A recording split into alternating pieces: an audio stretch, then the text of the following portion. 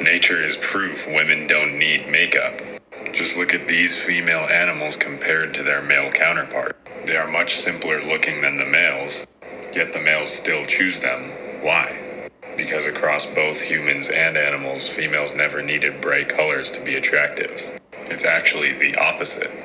Studies show men and women found female faces most attractive when cosmetic use was reduced by 40%. Men find health markers such as these far more important than fancy clothes and makeup.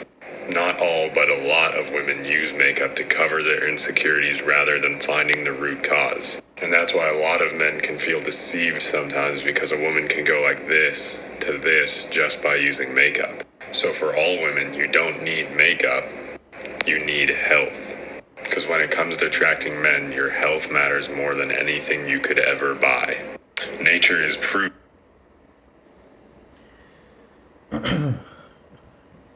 Shalom. I want to start this off by giving honor, praise, and glory to Yahweh, Bahashem Yahweh Shai, Waharakak Wadash.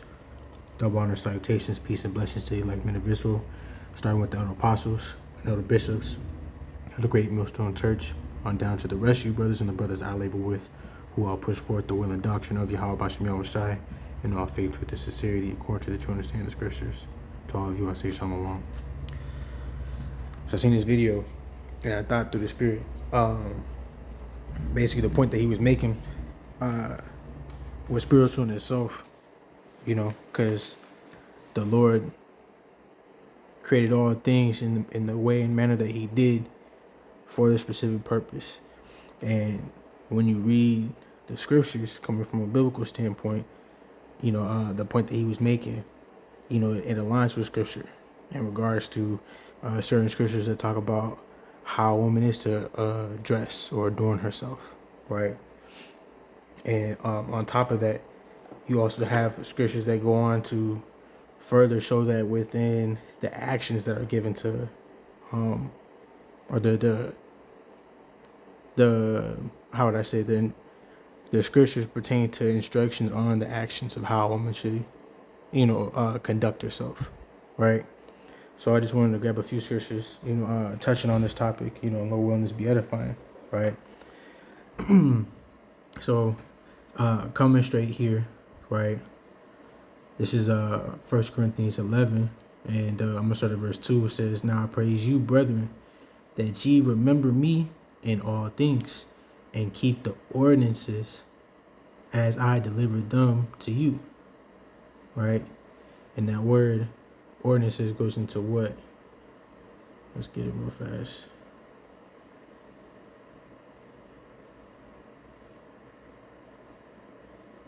So it says giving order, right?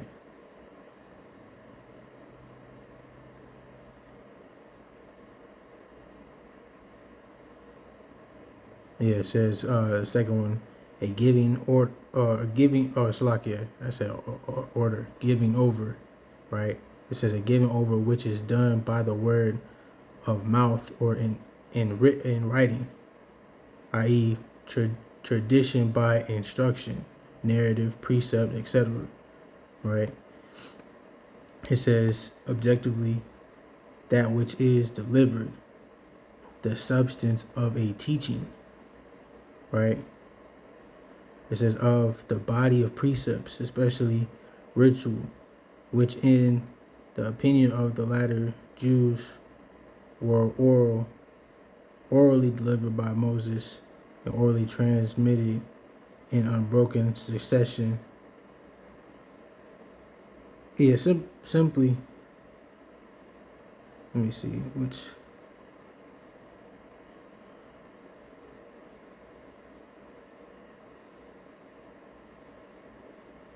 yeah, you see, so simply, when it goes into traditional ordinance, let's see if we can get that.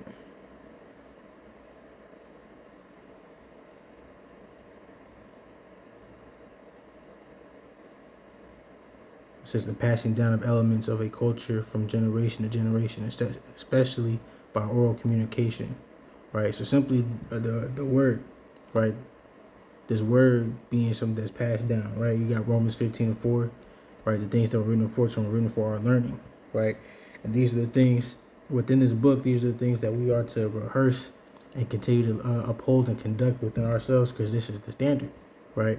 So simply, right, the ordinances being the traditions, and within our traditions is these law, statutes, commandments, right? The things that are commanded of us, and this is a part of that, right? Baruch 4:1 talks about that. We are to live by this word, the whole book itself, right? So verse 3 says what? But I will have you know that the head of every man is Hamashiach, and the head of the woman is the man. You see? And the head of Hamashiach is God. The reason for me getting that is because it makes sense why you see a distinction between male and female throughout all of the Lord's creations and all his creatures, right? Whether it be a lion, a peacock, or humans, right? So knowing that, and knowing that there is a hierarchy of how things are set up, it makes sense why the man, which is also the head, would have a distinct look in comparison to the woman, right? The jobs that are given to each one is completely different. A woman, she's supposed to be the one that's taking care of the house. That's supposed to be her domain, right? Though her husband is the head of the house, he's the one that goes outside the house. That's what the natural order of things is meant to be, So it isn't supposed to be this worldly dynamic of women overly glorify themselves by vanity, overly indulging in their looks, right? Because that whole push for women to have all these beat faces with all this extra makeup and things like that is pushing, that Queen of Heaven spirit, which is completely against the scriptures. Because a woman is not to usurp authority over a man. But we're going to get that scripture next. So continuing, right? I'm going to jump down. This is 1 Corinthians 11:7. It says, for a man indeed ought not to cover his head, for as much as he is the image and glory of God, but the woman is the glory of the man. You see, so the woman being a part of the man's glory, right? She is in a certain position, just as the man is in a certain position when it comes to the Most High, right? Yahweh Bahashem Yahweh Shai, right? The Most High and his only begotten Son, right? Who the world even calls Jesus Christ, but his true name is Yahweh Shai. The Most High's true name, and not just his title, which is what people would say, the Lord or God, right? But his name being Yahweh, right? Yahweh. So that's why we say Yahweh Bahashem in the name Yahweh Shai, right? Because again, we have a head, so on and so forth, right? As we read it, So we going through the proper channel, so we can't go to the Father but through Yahweh Shai, right? So just giving the understanding on that, but nonetheless, right? A man's wife being the woman is a part of his glory, right? So she's only a glory when she's in order and when she's in the position that she needs to be in, when she's supposed to be in, right? Being as she ought to be, and not being given to, things outside of the natural order of things, simply, right? So this now takes me to my next verse here in 1 Timothy, the 2nd chapter, and I'm gonna jump down to verse 9, and it says right here, you can see the header, it says women instructed, right? So it says, verse 9, in like manner also, that women adorn themselves in modest apparel, with shamefacedness and sobriety, not with braided hair or gold or pearls or costly array, right? And something the brother Shariat, right, when the other brother I labor with, right, where he had went on to touch on. I know he had touched on it in one of his videos, but it was a conversation, you know, we've had nonetheless, basically going into that word sobriety, right? What it means to be sober, you know, which is not looking to draw too much attention to yourself, right? Not just being all out there, you know, easily persuade, like well, not easily persuade, but basically like when you're intoxicated, you know, you're basically like open, you know, loose, right? Easily to be like pierced, if you will, right? You're exposed almost in a way, you know.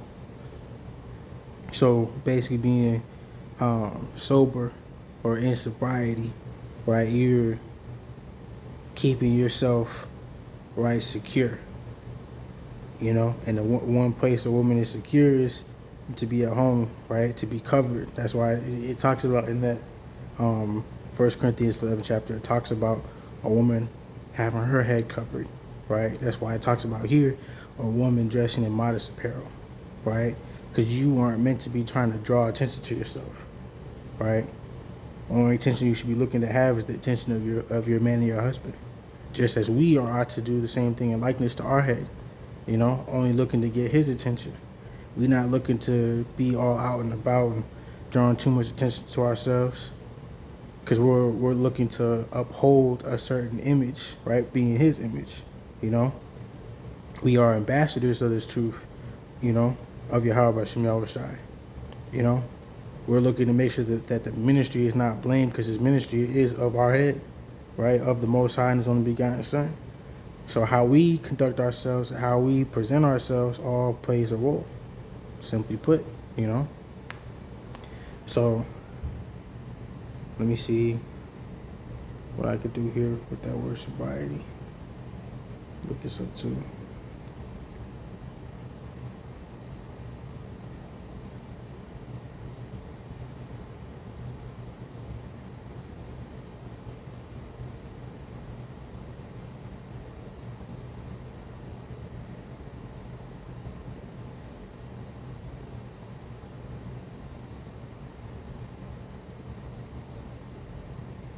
Yeah, this was all good too.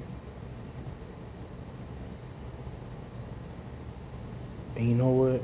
I'm gonna also do this too.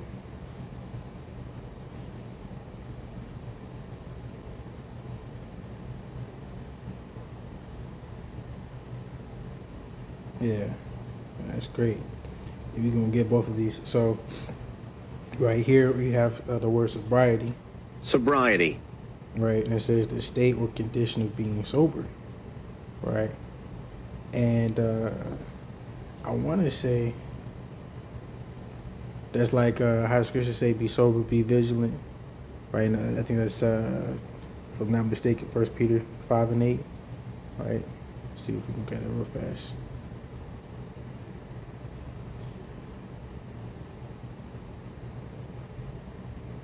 First Peter 5:8.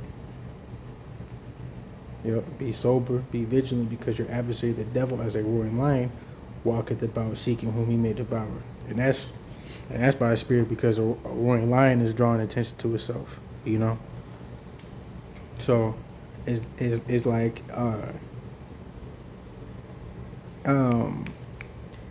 basically it's like you're a product of your environment. You know what you put out is what you're gonna get back. You reap what you sow, you know. So if you are extra loud, you know what I'm saying, being clamorous, or you all basically looking to be promiscuous or have promiscuous ways, which, you know, promiscuous ways all tie into being like loud, being exposed, and dressing and acting in a way to gain attention, you know. That's basically what you're gonna get.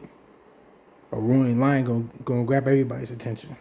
You know, a good example that comes to mind is if anybody's ever seen the movie Madagascar, right? Where you got Chris Rock, Ben Stiller, basically like voicing characters in the movie, but it's a cartoon movie. You know, you have Alex the Lion, who was voiced by Ben Stiller, but that was his whole thing. You know, his whole thing was doing the roar to where everybody, be praising him, and the crowd be going wild. You know, little that example makes sense, but nonetheless, that's basically that. It's like you get what you put in. You know, so you are looking to be sober and vigilant. You know, basically you being keeping yourself out of the way, out of harm's way, not drawing attention to yourself, right? Being prudent, being cautious, being aware, being serious. As that definition went on to say too, right? It says what? The third one, it says habitual freedom from enthusiasm, inordinate passion, or overheated imagination, right? Calmness, coolness, gravity, and seriousness. You see? So, that's where you have, sobriety coming into hand here. Salakia, excuse me. So what I want to do too is I want to get that word for sobriety. I just want to see if it's the same word as that sober in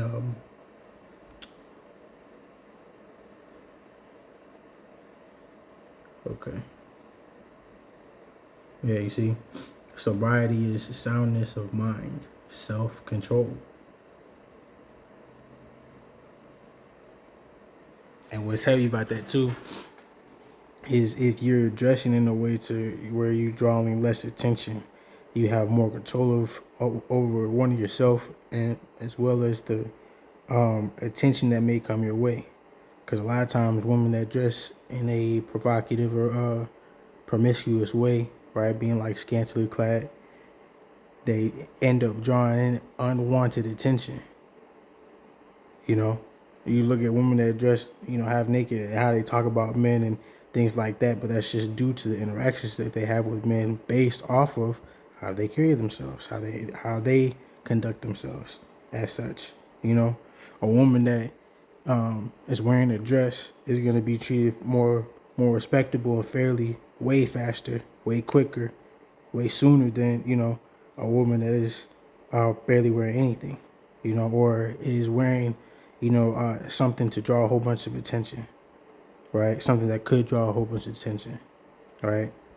And that's just pretty much that, right?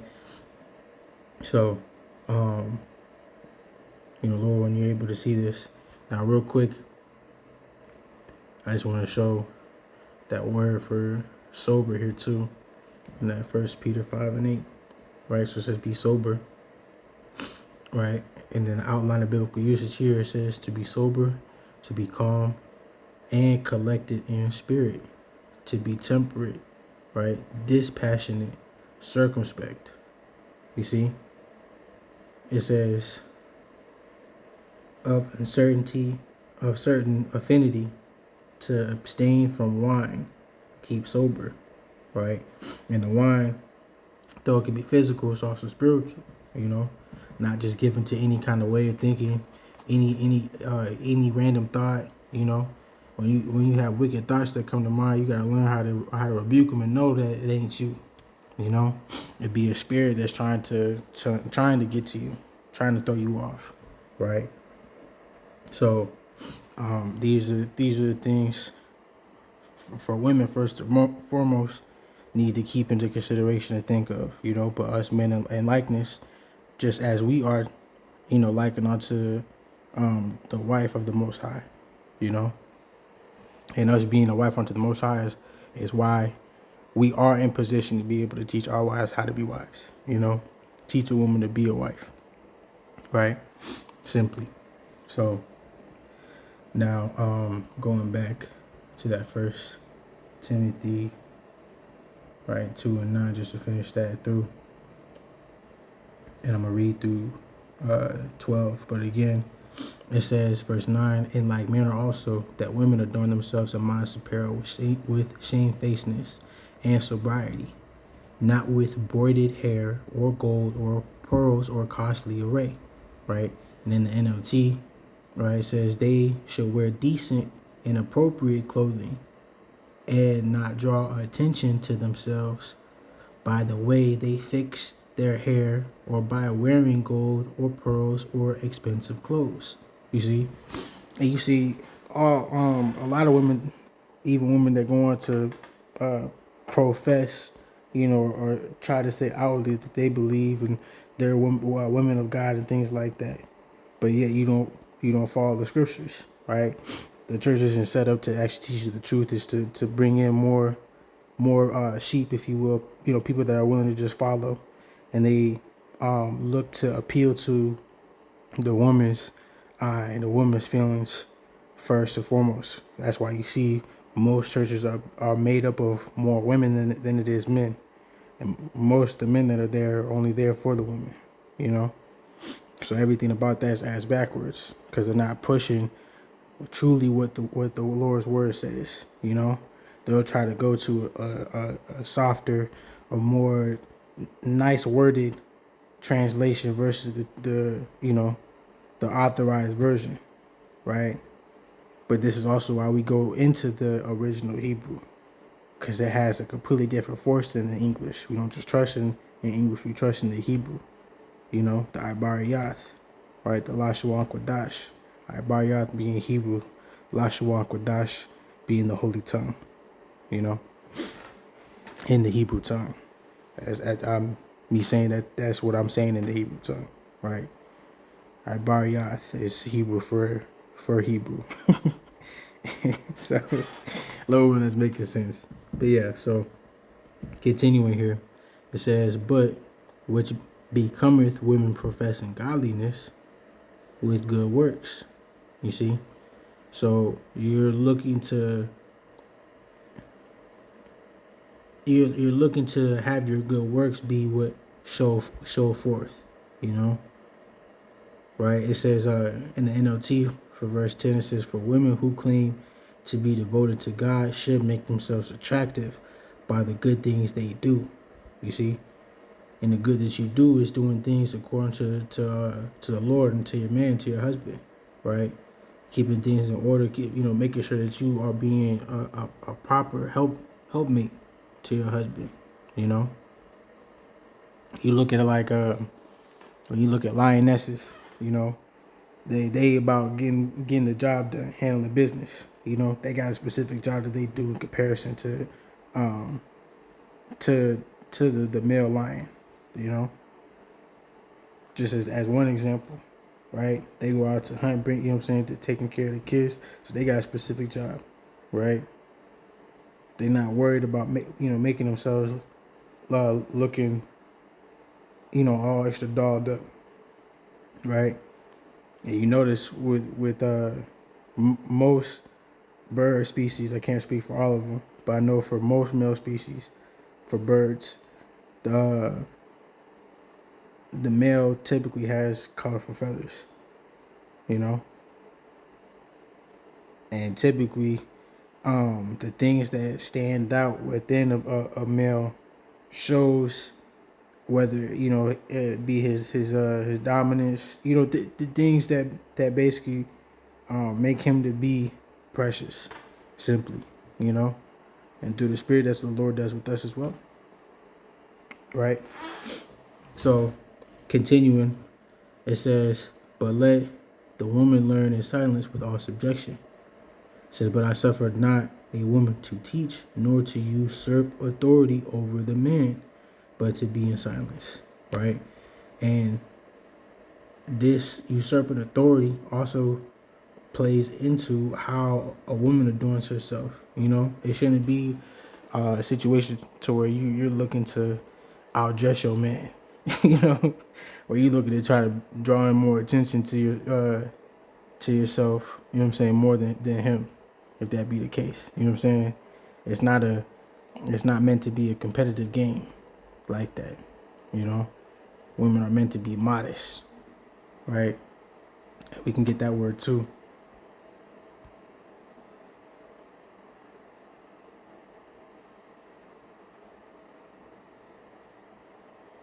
So well arranged, seemly, of good behavior, right? Orderly, right? Let's see what it says in the web.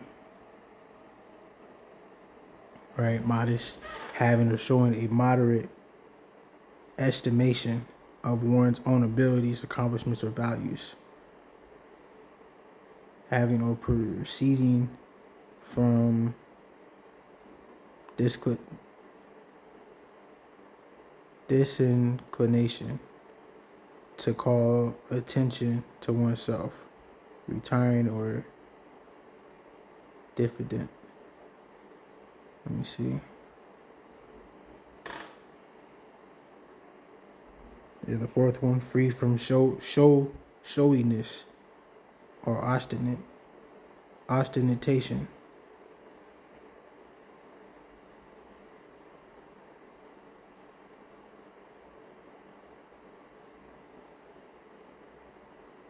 Yeah, so the next one too, restraining within due limits of propriety, not forward, not bold, not boastful, or presumptuous. Rather retiring than pushing oneself forward, not obstructive. And that could be more specifically in things that's gonna draw attention to yourself, you know, unwanted attention that isn't needed, right? And then the seventh one, observing the proprieties of the sex, not unwomanly in act or bearing, free from undue familiarity and decency or lewdness, right? Decent in speech and demeanor, said of a woman. You see?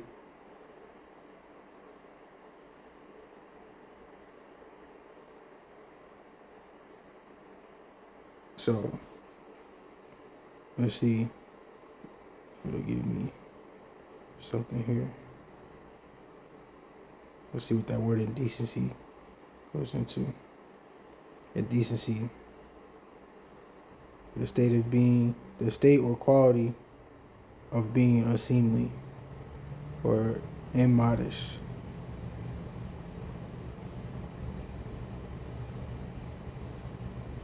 Okay, basically it says like the lack of good manners, right? The lack of being modest.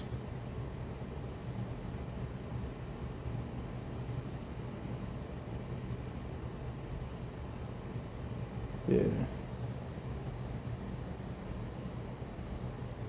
I feel like they just keep like giving the same words, like they not really being detailed.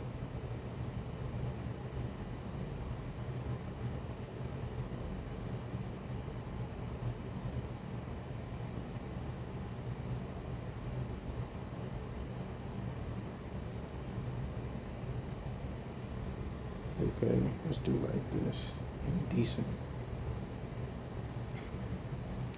So it says offensive to accepted standards of decency or modesty, lewd or vulgar, not appropriate or becoming, right? Okay, so simply, right, because they're not really like going into it for real, but like somebody that is very loud, uses profanity, or like for instance, like a woman that like farts in public, or burps out loud. Those aren't things that are really like comely of a woman. That's not really showing modesty. You know what I'm saying? Like a woman just like out and about, just scratching her butt, and what I'm saying, her is there cooch, like some shit like that, like everybody know basically, a woman that's well put together, a woman that's, cautious and aware of how she's moving, like a woman that, if she's bending down, she's not like arching her back, she's basically like squatting to grab something, that way she's not showing off her rear end, things like that, simply, not to make this like super long-winded, but Lord, when you're getting it, right? So simply that, a woman, she's meant to be, acting in and being in a way to where she's not drawing, outward attention to herself. You know what I'm saying? So, that's pretty much that. But again, right, just as it says within jumping back to the point, right? How I mentioned that usurping authority can also be, a woman trying to, like one up a man or trying to seem as if she's better than a man. That's not the case at all. Because again, in that First Corinthians, it shows what the hierarchy of things are, right? It said, the head of the woman is the man, right? And then I believe it's in that same chapter.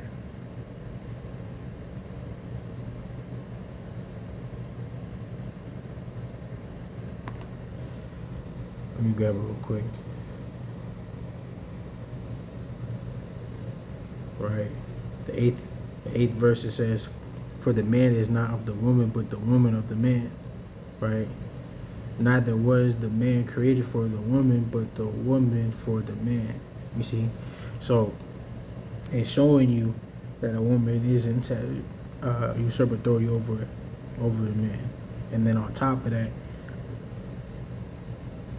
it shouldn't be something so easily forgotten, but it is in today's time, which is simply through the woman, right? The woman Eve, she was the one that was beguiled, So when you go to the 26th chapter, it might be 25. Let me see that. Let me see that first. Yep. Sirach 25 and 24 says, "Of the woman came the beginning of sin, and through her we all die." You see? So it wasn't. Actually, I think that's what it goes on to say in that first Timothy, the second chapter, right? There's a reason why a woman is to be, in subjection to her husband and to the man. First and foremost, the man was created first, right? And the woman was created for man. That's the natural state of things, right? That's why a woman's purpose is a part of her man. It shouldn't be you looking to be given to all these different phylacteries and all these different how it says, the gold, the pearl, and the costly rays. You shouldn't be looking to be given to those things if it's not for the purpose of your man and for your husband, because he is your purpose. But as it says in this, because I'll read it through, right? It says, "But suffer not a woman to teach, nor to usurp authority over the man, but to be in silence." It says, "For Adam was first formed in Eve, and Adam was not deceived, but the woman being deceived was in the transgression." You see? So that ties into this Sirach, right? Ecclesiasticus 25, verse 24, right? So this is why we are to follow the man. But this is also why the Lord says what he says here, right? Proverbs 8, verse 4. It says what? It says, "Unto you, O men, I call. My voice is to the sons of man." You see? And this is a prime example of why you don't just trust what any other translation says, because you read in the NLT, it doesn't tell you what it's saying in the KJV, right? And when you go to this, you see, you have the word sons, right, in the Hebrew, right, bun, his son. You see? A male child. So when you're reading the scriptures, you have to make sure you're going back into the Hebrew, because that's going to tell you exactly what's really being said, right? So it isn't just him saying all people. He's talking to men specifically here, right? And his book is a book written to men, first and foremost. Why? Because again, the man is the head of the house. He's supposed to make sure he's on point, right? Making sure that he keeps himself together to where he's able to keep his house together. And that includes his wife, right? His other possessions, right? Including her and the kids. You know? Simple as that. But you also have it to where the Lord said what when it came to men? Right? Isaiah 13 and verse 12. It says what? It says, I will make a man more precious than fine gold, even a man than the golden wedge of Ophir. Right? So, this is talking about a man. This isn't talking about everybody. This is talking about a man. Right? And the issue with women today is they're in the complete wrong spirit, outside of their purpose, right? Doing things that's unnatural, you know, having lost the natural use of themselves, right? Even talks about that in Romans, the first chapter, right? Yeah, verse 26, Romans 1:26. For this cause God gave them up unto vile affections. For even their woman did change the natural use into that which is against nature. You see? And that goes for a slew of different things. But that's, you have women lying with women, you know, and men lying with men, right? And that whole thing stems from women being out of order, right? And not being in the spirit that they need to be in. You know, simply looking to have the cares and worries of things that's not of nature, not given to themselves, you know? In the video, like the dude was saying, women tend to wear makeup and things like that to hide their insecurities rather than dealing with the root issue, the root cause, right? If there be an issue with acne or with body fat or whatever the case may be, those are things that can be solved and dealt with. You know, it's better to deal with the natural things that we're given versus trying to put a mask over it, you know, because you're never dealing with the actual root issue. It's always going to be there. So if you're not dealing with it and you're never taught to deal with it, then of course you're just going to be in this constant cycle of, you know, of constantly destroying yourself mentally and spiritually. You know, that's what a demon gonna do. The demon don't want you to get on point spiritually, mentally. They want you to only just be given to your flesh. You know, and the scriptures say that if you go after the flesh, you shall die. You know. So that's pretty much it. You know, that's pretty much the point, right? The Lord, he makes a man more precious than fine gold because it's the man, right? The man is the prize, you know. Can't get those things misconstrued. That's why you have it written in Isaiah 4:1 what's gonna happen. You know, you're gonna have women cleaving to elect men, right? Israelite men, but elect men that be of the Lord, you know. Because they're the true value. Don't let the wisdom of this world get you fooled, because it's all vanity. You know, simply put. So that's pretty much it. Low ones was edifying. And with that, I'm going to give honor, praise, and glory to Yahweh, Bashim Yahushai, Wahawa Kakwadash. Till next time, so long.